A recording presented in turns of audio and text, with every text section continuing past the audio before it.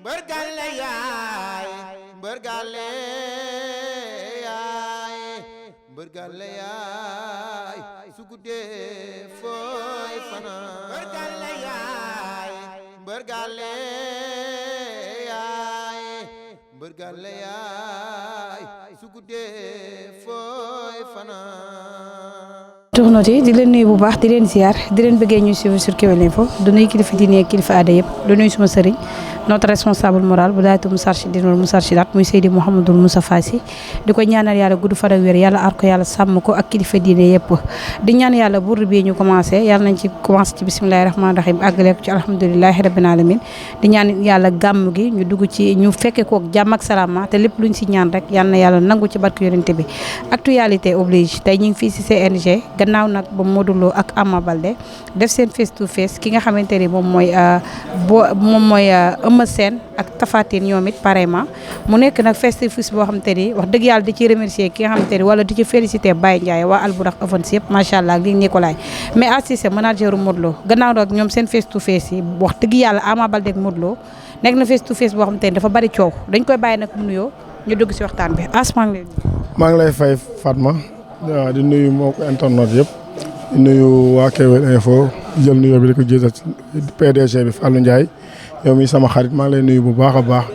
di nuyu waa Parcelles 1 ba 26 di nuyu ahlu làmb yëpp di nuyu le monde entier di nuyu sama famille bu baax a baax a baax. as manager Modou Lo ñu gis ni combat Modou Lo Ama Baldé le 5 novembre wax ji bari na détails yi bari na face to face bi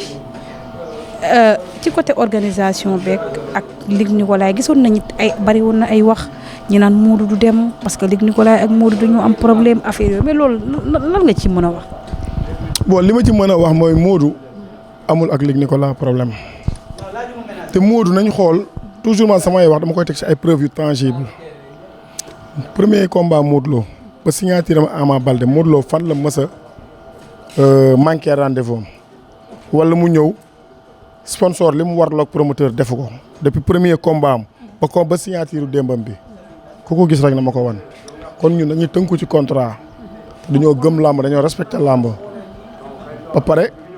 toujours bëgg nañ li seen askan bi di xaar su ñun rek ñun lañ koy defal bëgguñ rek lu ñaaw di jóge su ñun. ñu ne yéen coopération bi Albourakh defoon ak Luc Nicolaï yéen da ngeen koo bañoon loolu noonu coopération boobu noonu est-ce que nan lañ ci mën a expliquer procédure yi ndax contrat bi leen lié woon ak Luc Nicolaï dafa jeex wala. non contrat bi ñu lié ak Luc Nicolaï jeexagul ndax bëreeguñu Luc Nicolaï tuddee nañ ko fi lu mu tey grands événements def na fi jaloore bu nekk ci làmb tey mbir moo gis rek ku yokkul yaa wàññi Luc defe naa bu programmé benn programme ku mel ni Aziz Ndiaye Albourakh ñëw fekk si ko defe naa mbooloo mooy doole waxtasimu bi hablillahi jami'an wala tafarraqu la yàlla wax kon bu ñu booloo doon benn rek valeur ajoutée lay doon mais du lay wàññi événement bi day gën a rëy ampleur bi day gën a rëy gaa combat Modou Lo Ama Baldé man mi sax su ma ko tëggoon day jarul publicité parce que bés boobu moo toll noonu voilà mais ay lii loolu la ñu siy wax moom loolu amu ci. non. ci wàllu organisation bi dañoo gis mbëri xaaj bi yëpp bañ ñëw suba la ñoom ñëpp ñëw nañ mais Modou bien vrai que Eumeu Sène sax vol la jël mais Modou ñu gis moom ci jour bi la ñëw ñu ne dem nañ benn instant boo xam te ne ñëw Modou wóorul woon ci jour bi day soog a leer. loolu ñi koy wax dañoo xamul parce que Modou depuis muy nekk États-Unis bi ñu ma woowee la ma ne loo war a def nga def ko. signé naa contrat yi bu yàgg te déggoo li ma la wax Modou nañ xool parcours am bu ñu xool tey wala ñu naan dégg naa nañ xool nit ki ak ay valeur am ak ni muy doxee ak parcours am nañ xool foofu di juger nit ki foofu Modou foofu la toll. Modou du ñëw liggéey carrière bu fii di ci indi ay détails du ko def te defe naa ñun ñi ànd ak moom tamit jox nañu cër boobu comme signature bi dañ ko préparé bu baax a baax débloqué ci ay moyens yu cher te defe naa signature am yëpp noonu la parce que c'est pas la première fois ñu dem ay Tamba fu nekk. donc ñun amuñ ci woon benn problème. ci wàllu convoi bi ay nombre de personnes lañ leen joxoon wala ndax gis nañ ni ci wàllu convoi bi tamit macha allah Modou kon li ñuy wax rek dafa am ginnaaw macha allah gis nañ ne tey convoi bi tey Modou indi na booyam yëpp ñi naan ñi indi dafa ëpp. bien vrai que ne tey ci côté Modou lañ nekk ci côté Ama ñu ne Modou ñi mu indi dañ leen a jox ay nombre de personnes. waa contrat bi mi waxtaan ak Baye Ndiaye ak Luc dañ ne ma 10 personnes lay àndal stable 10 personnes te c'était prévu mais li ma lay wax Modou Lo ak Ama Baldé seen ginnaaw mënoo leen appal liy dem ndax fi nit ñi toll ci ñoom ñaar seen combat seen dayoo moo toll noonu mais n'empêche pas que biñ demee ba foofu promoteur bi fi mu ñu engagé woon yóbbu nañu si macha allah yóbbu nañu fu baax dalal nañu fu baax mais terewul tamit man avant woo naa foofu ñu yor ay hôtellerie foofu pour ñu defal ñu ay réservation hôtel pour xale yi ñuy àndal donc ñooñu tamit Modou moo leen jël en charge ñoom ñëpp dalal leen barki salaatul fatiha booy fi ñu nekk ñoom fi Modou dalal booyam yooyu ñoom Gilo ñoom Dame Suger fi mu dalal xale moo gën fi ñu dal ñun ak fi Modou Lo dal ma ciy gërëm Modou bu baax di ci gërëm waa Parcelles Assainies ndax unité yëpp ku nekk am na fa représentant mooy école de lutte Manga Dóor Dóoraat Parcelles mbooloo ku nekk ci xëy na représentant yabal ko mu ànd ak Modou muy dëgëral 100% parcelle bi voilà. léegi ñu gis ni ci côté face to face bi bien vrai que am na ñeneen ñu fa nekk mais gis nañu Modou ak Ama ñu ci gën a face ci face to face ñu ne combat boobu noonu dafa dem ba ñii dañ ñaan comme ñi ngi def ay face à face. non neen day noyé ñëpp. waaw gars yi nañ de. non Modou Ama dañuy noyé ñëpp wax dëgg yàlla ñoom ñoo ñaar ñoo toll foofu. ñoom ñaar ñoo toll foofu noonu la demee. mais ci face to face bi gis nañ nag gars yi Modou ba mu duggee Ama pëccëxoo bi gars yi yow nan nga gisee face à face parce que ñu ngi naan face à face raté Ama Baldé ak Modou Lo ñoo yàq face à face. non mais ñoom ñaar pour ñu daje du yomb déggoo li ma la wax dayo bee toll noonu dayo bi moo toll ak li bootu seen ginnaaw li ñu leen fay ci xaalis fay ñu ko fi kenn li leen toppul kenn ndax nag ñoom ñaar ñooy bëri ñu naan est-ce que xaj nañ fi ku ne bëri nga fi tàkku sax mais Modou ak Ama ñoo fi bëreegul ñoom ñaar la ñaan est-ce que xaj na ba léegi ñu ngi koy douté wu ne xajuñu fi mais fii lañ am devant l'impossible de vouloir s'incliner fii lañ am mais njort nañ ne xajuñu fi waaw. organisation bi rafet na man dama koy rafetlu bu baax ndax ñëw nañ Baye Ndiaye recevoir nañu dalal nañu fu baax toppatoo nañu promoteur bi lim sartoo nag ñun def na ko franchement Modou tamit lim sartoo nag waa Parcelles doomu jàmbur yi mu yóbbu toppatoo na leen lu raw moom li mu toppatoo wee boppam ak estafam xale yi la gën a toppatoo comprendre nga kon man réussite laa ko gis te yaakaar naa ne tamit pareillement noonu la war a demee ci Ama Baldé gis naa ne toppatoo na ay booyam yóbbu na leen gérer na leen ñoo ànd dem ba ñuy dem ci féeri bi daje nañ ba ñuy ñibbi si daje nañ ñun waaw ñoo ànd. mais ñu gis dañ doon xaar Modou Lo ak Ama Baldé taxaw mais gis nañu avant boobu ruube bi ñi ngi xëppante ay gàllaaj ñi ngi naan sax non bu loo xëppante defe naa côté Modou gisoo lu fa jóge dem fële bu kon bu loo xëppante xëpp nañ ñu mais wallahi lazim maa ngi jàpp fenku laa jublu moo dafa ne bu ñu riposté lii du dara barki alxuraan. ok yéen lañ xëpp gàll. waaw dañ sotti ñëpp a ngi koy gis caméra yaa ngi koy gis. mbër bi moo xoot sotti waaw Ama moo jël affaire sànni mais nag loolu lamb la garaawul wallahi non loolu yàqu ko de après continuer nañ di gérer Modou calme gars yi ñu toog billaay ñu continuer ba mu yàgg mais après bi ñu kiiyee ñu gis ne war nañoo ñibbi avant affaire yi déborder ñu ñibbi. parce que gis nañ Modou grandeur bi moo ne foofu. voilà ñu jéem a dem ñibbi parce que tamit mooy roi des arènes mooy mag moo war a def yëfu mag te loolu la nit ñi di xaar ci moom. est-ce que tey waroon nañu ay comme loolu noonu waroon naa face à face waroon naa mën a raté te yow nan nga ko gisee woon comme su ñoom ñaari mbër comme niñ nan la waroon dem. non tey du woon face à face bi le jour boobu. ok show lañ doon dem. soirée lañ demoon face à face bi c'était prévu à 15h dimanche bi. mais vis-à-vis situation yi moo tax ñu bàyyi ko.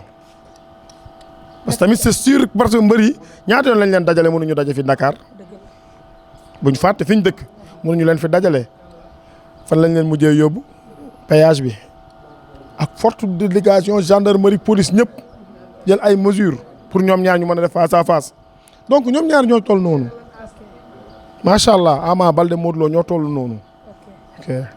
ñu ne génn bi comme le fait que ñaari mbër yi waruñu woon génn dañoo waroon toog xaar ndax waa Gambie ak ni leen doon xaaree pour ñu toog wala da nga jàppoon ni pour ñu dem moo gënoon que ñu toog. non ñu dem moo gënoon parce que instant bu mu ngi commencé woon déborder. te deuxièmement dañ nañu dimanche bi la affaire jàkkaarloo bi peut-être comme li am samedi bi ñu bàyyi woon ba dimanche bi dañ ci jëlaat yeneen mesure donc ñun loolu lañ doon xaar mais après dañ koy annuler quoi ñu ne leen temps bi ñun ñu ñibbi fa lañ toog xaar ñun ñu ngi fa déparé presque Gambie 18h. waaw mais après bàyyi def nañu jaru ko quoi nañ dem xëy na ñoom dinañ ci jëlaat yeneen disposition pour organiser parce que tamit ni ñaari mbër yi amee dayo bu toll noonu Luc Nicolaï ak Albourakh ñoom noonu lañ amee dayo bu war a mën ba organiser waat kon niñ ko organiser woon bee passé certes loolu la. ñu naan Modou Lo Ama Baldé dañoo war a bàyyi ba le jour ji ñu bëre mu jeex am ñu naan sax la 5 bi wóorul mu am. waaw comme niñ koy déggee keneen di ko déggee noonu lañ ko déggee waaw dégg nañ ne gars yi ñu ngi boobu dañuy dugal médical mais loolu ñoom la engagé ñun engagé wuñu seconde doo tamit ñun programme préparé wuñu Ama dañu war a bëriwaat le 1er janvier ak Boy Niang ñun mun naa ne ko tey compétition la ñuy préparé voilà. kon état Modou bi li gars yi di wax instant bi yow bu dee suba pare. non bu dee suba pare na wallahi pare na yow xam nga ne pare naa te adduna xam nañ ne pare naa laam-laamee wuñ ko waaw. Tapha Tine ak Eumeu Sène bien vrai que doo seen manager mais tey nan nga gisee ñoom ñaar tamit di keroog seen prestation ak tamit ñaar nan nga gisee ñaari mbëri. vraiment rafetlu ko ñooñu ay noble lañ Eumeu Sène grandeur lay wane Tapha Tine grandeur lay wane ñoom ñaar dafa nekk si ñoom seen staff tamit vraiment bi ma ñëwee man maa fa jiitu bi ma tegoom ni ma koy defee Modou fi muy dem man maay jiitu jàpp place bi ma demee ñu ne ma da ngay jàpp place sa adversaire jàpp fi ci nekk comme man ci làmb laa bokk parce que waa Pikine tamit samay nit lañ damay nekk ak ñoom am naa droit Abdou Bakhoum du ñu réeroo ma ne ko Abdou du kon man bàyyil ma jël fii su ma jëlee fii waa kër Tapha Tine ba mu ñëwee dama ne leen yéenay jël fii te dañ ko accepté parce que même bu dul dara sax pour lu rafet la rek Ama Baldé ak Boy Niang ak astafurlah Ama Baldé ak Eumeu Sène mënoo leen tàggale moo tax man ba waa kër Tapha Tine mu ñëwee dama leen wax dañ ne la père loo wax la ñuy def ñu ñëw toog suñu wet ñee tamit ba ñu ñëwee tamit jël seen place jënd mu rafet donc ñoom ñëpp tey jàpp naa ne accompli na seen mission waaw. looy wax ci le 12 bi incha allah. le 12 événement la bés du tuuti borom lay niru ñaari géant ñoo koy bëre ñaari champion ñoo koy bëre ñaari borom dëkk ñoo koy bëre di ñaanaat yàlla rek di ñaaxaat fair play duñu ay mbër yoo xam ne dañu am problème duñu ay mbër yoo xam ne am nañ problème waa kër Tapha Tine Bawol yi dinañ ñëw encadrer seen mbër indi ko di ñaan Eumeu Sène bu ñëwee mu dalal leen parce que tamit mooy seen mag moo leen di dalal mooy recevoir te moom duñ ko soññ sax xamee wuñ ko violence xamee wuñ ko yenn affaire yooyu day ree rek. amaan mbégte contentement pour yéen doon suivre sur Kewel Info ñu daal doon ki nga xamante ne moom mooy Cissé gannaaw nag bañ jógee ci li nga xamante ni moom mooy face to face bi amoon Gambia mu nekk manageru Modou Lo te niñ ko defee ci ki nga xamante ne moom mooy ci Modou Lo nañ koy defee ci Ama Baldé kon li muy wax rek wax dëgg yàlla ñu ngi leen di féliciter ñoom ñëpp parce que tamit li ma wane carrément léegi ay mag lañ te wane nañ surtout Modou kon ni gars yi di waxee rek roi la te wax dëgg yàlla référence la te gis nañ keroog comportement am ni mu ñëwee ak tamit xam nga ni mu poussé détail ba dem te ci moom gars yi si loolu lañ koy xaar ndax après tout tamit référence la te nekk na koo xam te ne porteur de voix la Ama Baldé kon ni ko gars yi di waxee rek combat bi dafa nekk combat boo xam te ne li gars yi di wax combat la c'est normal mu show ruube magam mais nañu wax rek làmb la te bu jeexee rek jeex na. non te bii passé avant sax dama déglu déclaration am mais lu rafet la wax nañu dem nañ dal nañ ànd ak jàmm ànd ak salaam vraiment wallahi dama ko estimer quoi moom xam na loolu moom. waaw Baldé dama ko estimé bu baax a baax bi booy ñëwee tamit vraiment bi ma wàccee ñoom Babacar dañ maa romb ci féer bi ñoom dañoo ibbi seen oto ñëw nuyu ma Pokola ñu bëre fa ay ñoom soq bu ndaw vraiment waaw wax dëgg yàlla ñoom xam nañ tamit dama foog ñu ruube waaw ñoo yàlla li muy def tamit gis nga ba ñu génnee Gambie oto yi ñoo ji la ba Dakar ñuy dublante yam ak salaam loolu maa la gën a kontaan di nuyu ñëpp di sant ñëpp di gërëm ñëpp bàyyi naa la ak yàlla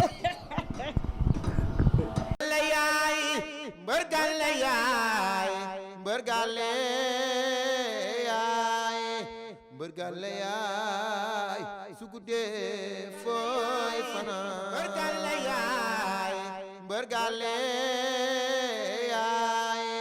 mbërgale yaay su guddee fooy fanaan